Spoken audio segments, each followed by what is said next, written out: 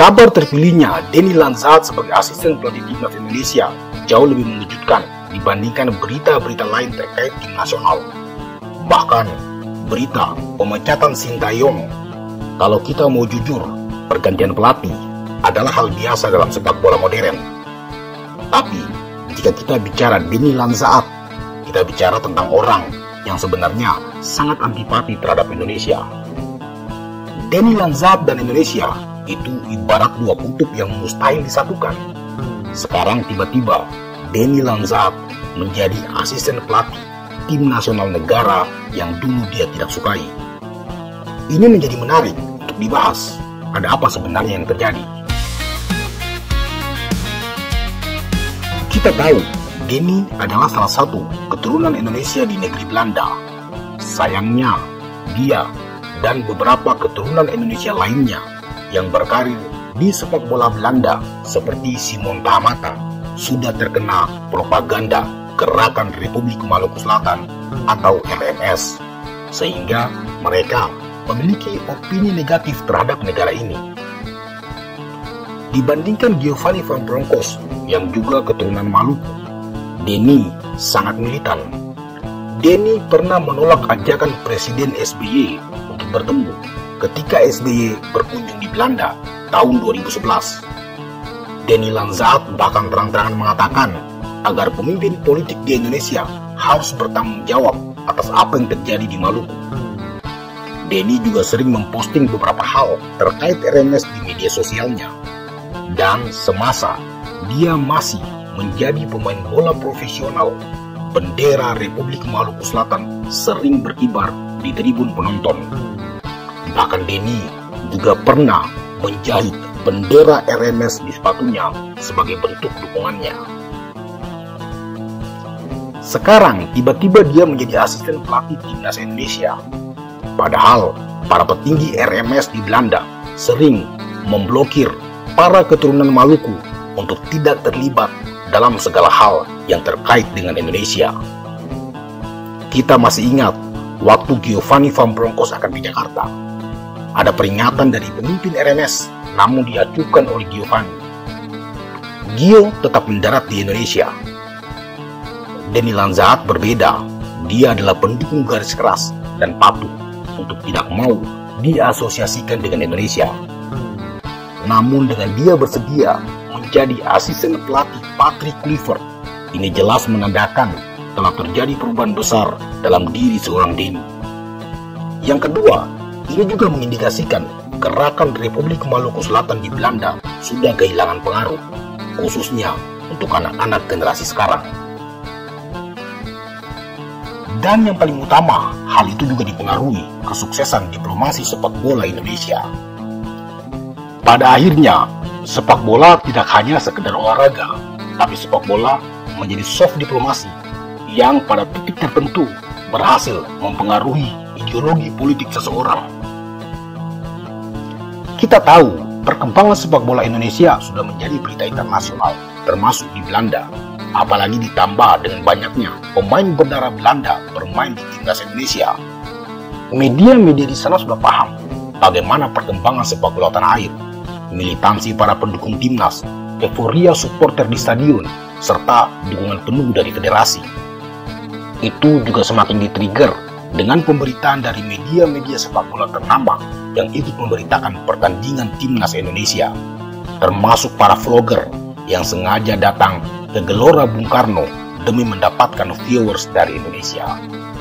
Militansi dan masifnya komentar-komentar netizen Indonesia di semua platform sosial media pada akhirnya sangat bermanfaat menjadikan sepak bola Indonesia dikonsumsi di berbagai lini masa.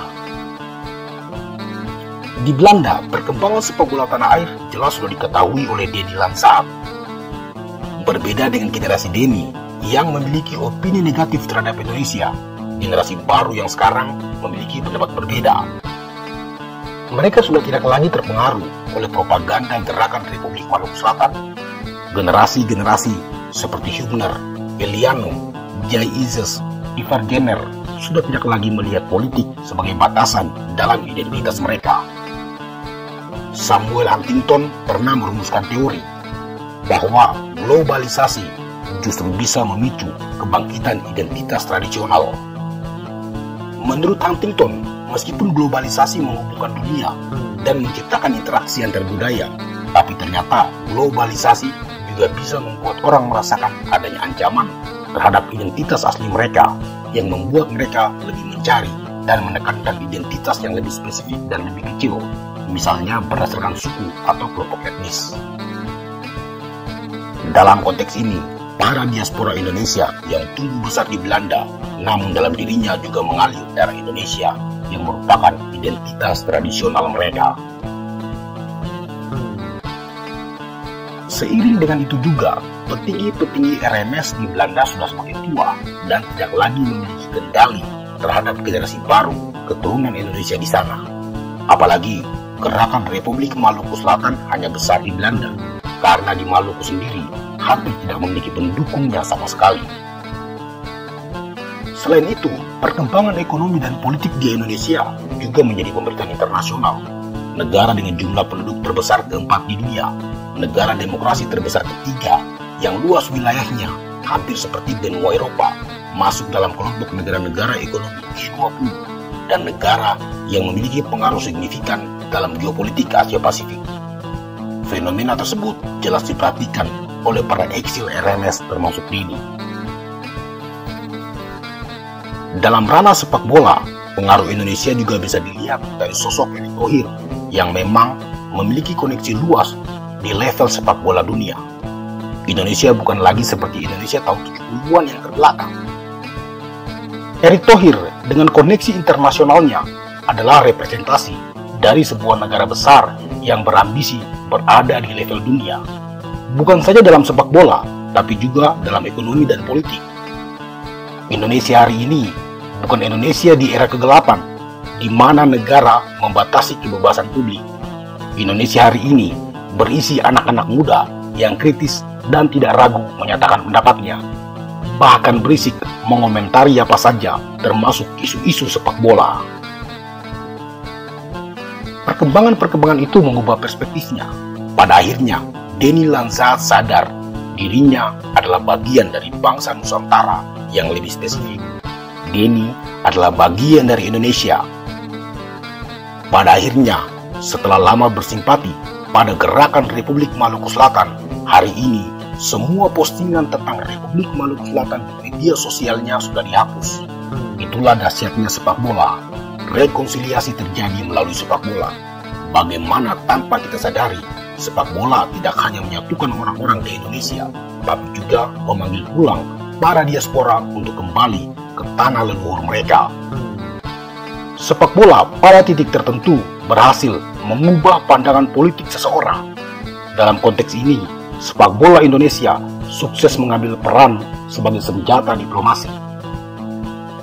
Apa yang terjadi di masa lalu, biarkan hanya terjadi di masa lalu. Mari kita sambut Denny Lanzat dengan tangan terbuka, berikan kesan terbaik saat dia ada di Jakarta. Karena bagaimanapun juga, dia adalah bagian dari bangsa Nusantara ini. Selamat datang di rumah Denny, dan tolong bawa kami ke Piala Dunia.